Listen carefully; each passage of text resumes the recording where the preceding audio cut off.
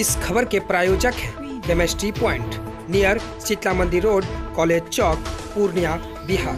देखा है, लेकिन गरीब भी आयुष्मान हो सकता है, उसको भी 5 लाख रुपए तक का मुफ्त इलाज मिल सकता है। इसे मुमकिन होते हुए भी आपने देखा है। साथियों, जब मैं आयुष्मान भारत की योजना बना रहा था, तब नामदारों की शान और शौकत भी मेरे दिमाग में थी और हमारे गरीब भाई बहनों का दर्द भी मेरे दिल में था। मुझे अपनी भावनाएं इसी बिहार का संतान दिनकर जी की इन पंक्तियों में मिली। दिनकर जी ने लिखा था, रेशमी कलम से भाग्य लेख लिखने वालों, रेशमी कलम से भाग्य लेख लिखने वालों, तुम भी अभाव से कभी ग्रस्त हो, रोए हो? उन्होंने सवाल पूछा है, तुम भी अभाव से कभी ग्रस्त हो, रोए हो? बीमार किसी बच्चे की दवा जुटाने में, बीमार किसी बच्चे की दवा जुटाने में तुम भी क्या घर पर पेट बांध करके सोए हो? तुम भी क्या घर पर पेट बांधकर सोए हो? साथियों, ये दर्द में से आयुष्मान भारत योजना का जन्म हुआ है। साथियों, किसानों के नाम पर अपने लिए राजनीतिक रास्ते तो बहुतों ने बनाए, लेकिन इतने दशकों बाद भी स्थिति में सुधार नहीं आया। आपके चौकीदार ने बीते 5 वर्षों में इस दिशा में बड़े कदम उठाए हैं। फसलों के लिए लागत का 1.5 गुना समर्थन मूल्य तय करने की मांग बरसों से हो रही थी। ये पूरा करने का काम एनडीए की सरकार ने किया है। अब पीएम किसान सम्मान योजना की वजह से बिहार के 1,60,00,000 से अधिक किसान परिवारों को साल में 3 बार सीधी मदद मिलनी शुरू हो चुकी है। अब तो हमने संकल्प लिया है, हमारे संकल्प पत्र में घोषित किया है, 23 मई के चुनाव नतीजे के बाद फिर एक बार मोदी सरकार बनेगी और जब मोदी सरकार बनेगी तो किसानों के लिए हमने अभी 5 एकड़ का जो नियम बनाया था उसको भी निकाल देंगे और देश के सभी किसानों को ये लाभ देंगे।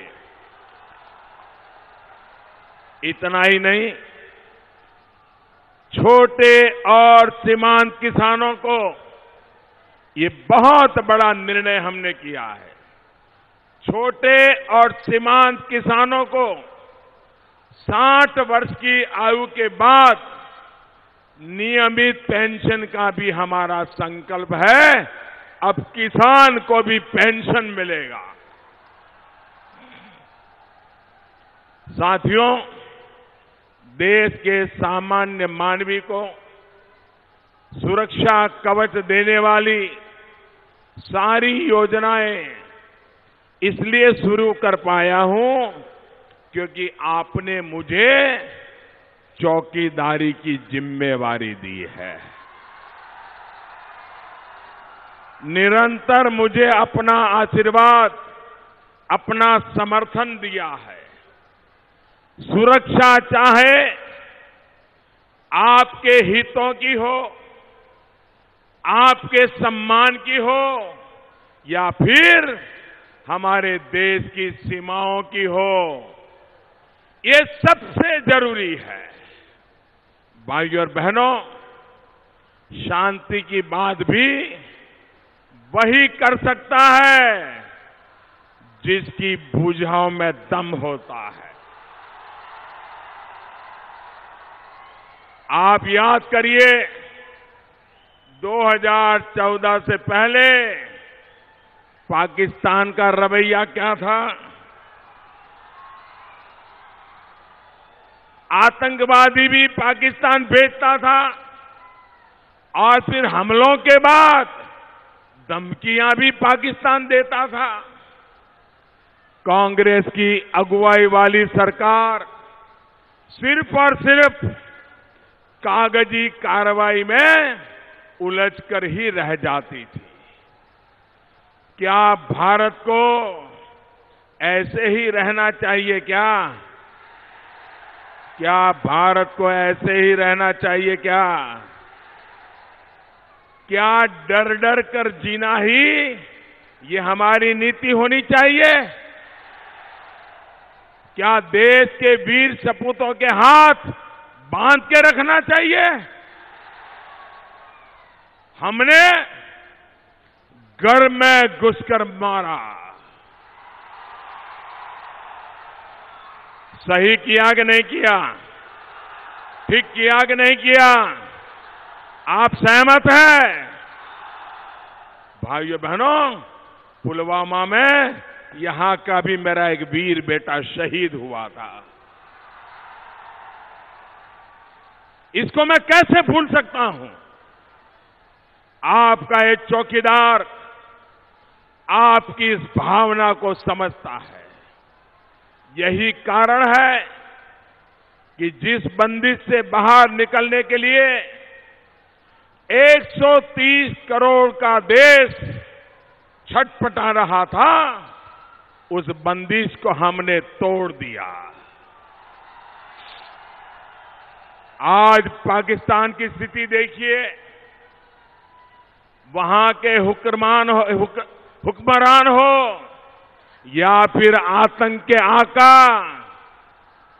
डर उनके चेहरे पर दिख रहा है। आज वे दुनिया में जा जाकर अपने डर का रोना रो रहे हैं, लेकिन दुनिया में कोई आज पाकिस्तान को घास डालने वाला नहीं बचा है। साथियों, एनडीए सरकार की नीति स्पष्ट है। आतंकवाद से और नक्सलवाद से निपटने के लिए हमारे जवानों को खुली छूट रहेगी। और दूसरी तरफ ये महामिलावटी जो कह रहे हैं कि हमारे जवानों के पास जो विशेष अधिकार है उसको भी हम हटा देंगे। आप सहमत है इससे? क्या हमारे जवानों को निहत्था कर देना चाहिए? क्या हमारे जवानों को असहाय कर देना चाहिए? इन्हें देश को जवाब देना चाहिए कि वो वीर जवानों के साथ है या आतंक फैलाने वालों के साथ है। ये महामिलावटी लोग बिहार की जनता के पास जब वोट मांगने आए, आप इनको सवाल जरूर पूछिए कि आप देश के वीर जवानों के साथ हो कि आतंकवादियों के साथ हो? पूछोगे? हर कोई पूछेगा। भाइयों और बहनों, हम कह रहे हैं कि जम्मू कश्मीर में भी आतंक के अड्डों पर पता लगा देंगे, पाकिस्तान से पैसा लेने वाले को जेल में डालेंगे। वहीं कांग्रेस और उसके साथी कह रहे हैं कि पाकिस्तान की भाषा बोलने वालों से आतंकवाद खत्म करने पर बात की जाएगी। आप मुझे बताइए, जो पाकिस्तान का सुर अलापते हैं, पाकिस्तान से पैसा लेते हैं, उन पर कोई भरोसा कर सकता है क्या? भाई और बहनों, दरअसल ये लोग खुद डरे हुए हैं, अविश्वास से घिरे हुए हैं और इसलिए देश को डरा रहे हैं। महामिलावटी नेता डर फैला रहे हैं कि अगर इस बार फिर से मोदी आ गया तो देश में चुनाव ही खत्म हो जाएगा। मिलावटी नेता ये डर भी फैला रहे हैं कि अगर मोदी फिर से सत्ता में आ गया तो संवैधानिक संस्थाएं खत्म हो जाएगी। मिलावटी नेता डर फैला रहे हैं कि मोदी आरक्षण खत्म कर देगा, जबकि आपका ये चौकीदार बाबा साहब आंबेडकर की आरक्षण की व्यवस्था को मजबूत करने के लिए पूरी ताकत लगा रहा है। गरीब की संतान को 10% आरक्षण का जो प्रावधान किया गया है, वो बिना किसी का नुकसान किए, बिना किसी को छल किए, बिना किसी का हत्या करके किया नहीं गया है। हमने ईमानदारी से समाज में सद्भावना बनी रहे, कोई तनाव पैदा न हो, और हमने रास्ता खोज लिया है। साथियों, इनका डर, इनकी हार, ये इनकी हताशा का सबूत है। इनका डर, इनकी छटपटाहट अस्तित्व बचाने के लिए है। उन्हें डर तो किसी और बात पर का है, लेकिन बताते कुछ और है। साथियों, मोदी जब फिर आएगा तो इनकी भ्रष्टाचार की दुकानें पूरी तरह बंद हो जाएगी। इनके वंशवादी राजनीति के दिन लग जाएंगे। रक्षा सौदों की इनकी दलाली बंद हो जाएगी। गरीबों के नाम इनकी ठगी बंद हो जाएगी। जाति धर्म की इनकी राजनीति बंद हो जाएगी। इन जमानती नेताओं की सीना जोरी भी बंद हो जाएगी। टुकड़े टुकड़े गैंग ही टुकड़े टुकड़े होकर के बिखर जाएगी।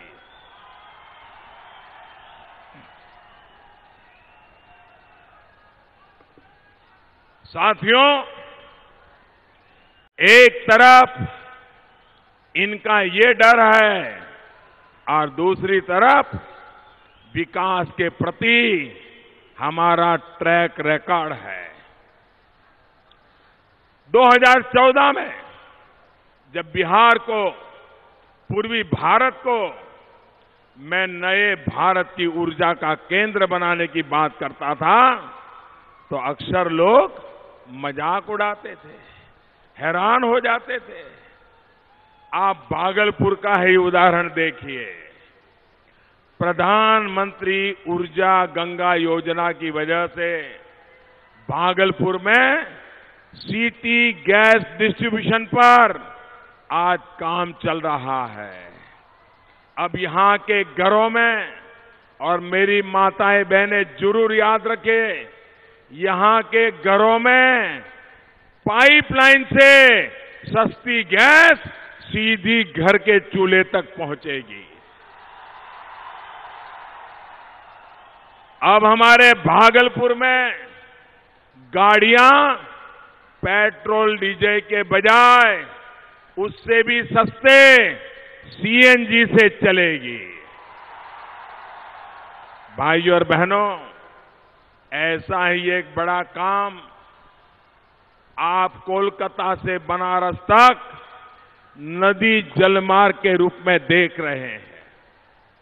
इससे भागलपुर और बिहार के पास माल ढुलाई के लिए एक सस्ता और सक्षम माध्यम मिल पाया है। ये काम पहले भी हो सकता था, लेकिन सोच नहीं थी, नीयत नहीं थी। ऐसे ही गंगा जी की साफ सफाई को लेकर कांग्रेस के राज में पैसे बहा दिए गए, लेकिन गंगा मैया की स्थिति नहीं सुधरी। हमने बीड़ा उठाया और उसके परिणाम आज नजर आने लगे हैं। याद करिए, आपको नवगछिया जाने में कितनी दिक्कत होती थी। अब विक्रमशिला सेतु के बराबर में 4 लेन का पुल गंगा जी पर बन रहा है। आपकी सुविधा के लिए यहां की सड़कों के नेटवर्क और इंफ्रास्ट्रक्चर के काम को मजबूत किया जा रहा है। भाइयों और बहनों, भागलपुर के बुनकरों, यहां के व्यापारियों की हर समस्याओं का आभास मुझे पूरी तरह है और नीतीश जी भी इन विषयों को लेकर के हमेशा केंद्र सरकार को दौड़ाते रहते हैं। भागलपुरी सिल्क उद्योग को मजबूत करने के लिए एनडीए की सरकार पूरा प्रयास कर रही है।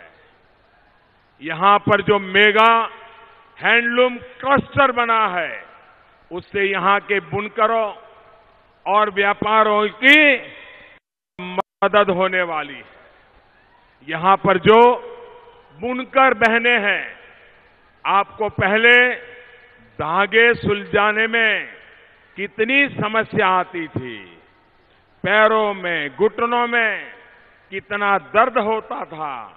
अब जो नई बुनियाद रीलिंग मशीन दी जा रही है, उनसे बुनकरों को इस कष्ट से मुक्ति मिलेगी। आपकी भावनाओं को देखते हुए, व्यापारी वर्ग के सुझावों को देखते हुए सरकार ने जीएसटी में भी लगातार सुधार किया है। टेक्सटाइल पर जीएसटी को भी घटाया गया है। व्यापारी हितों को ध्यान में रखते हुए अब हमारा संकल्प, अभी जो हमारा संकल्प पत्र आया है, जिसमें हमने घोषणा की है कि हमारा संकल्प अब देश भर के व्यापारियों के लिए एक व्यापार के लिए राष्ट्रीय व्यापारी आयोग हम बनाएंगे। पहली बार देश में व्यापारियों के लिए सोचा गया है। सरकार में वापसी के बाद हम जीएसटी से जुड़े व्यापारियों के लिए, मेरे सभी छोटे बड़े व्यापारी याद रखें, हमने संकल्प पत्र में कहा है कि 23 मई भाजपा फिर एक बार, एनडीए फिर एक बार, और नई सरकार बनने के बाद जो व्यापारी जीएसटी से जुड़े हैं, उनको 10 लाख रुपए तक का दुर्घटना बीमा और छोटे दुकानदारों को पेंशन की योजना भी शुरू करेंगे। छोटे छोटे गल्ले वाले होंगे, उनके लिए पेंशन लेकर के आएंगे। साथियों, एनडीए के हर संकल्प को हमें सिद्धि तक पहुंचाना है। सबका साथ, सबका विकास के लिए आपका वोट एनडीए के मेरे तीनों साथियों को मिलना चाहिए, उम्मीदवारों को जीत करके भेजना चाहिए। आपका एक एक वोट इस चौकीदार की ताकत बढ़ाएगा। और भाइयों बहनों, आप जब तीर निशान पर कमल दबाओगे, आप पक्का मानिए कि आप जब तीर निशान पर बटन दबाओगे, आपका वोट सीधा सीधा मोदी के खाते में जाएगा।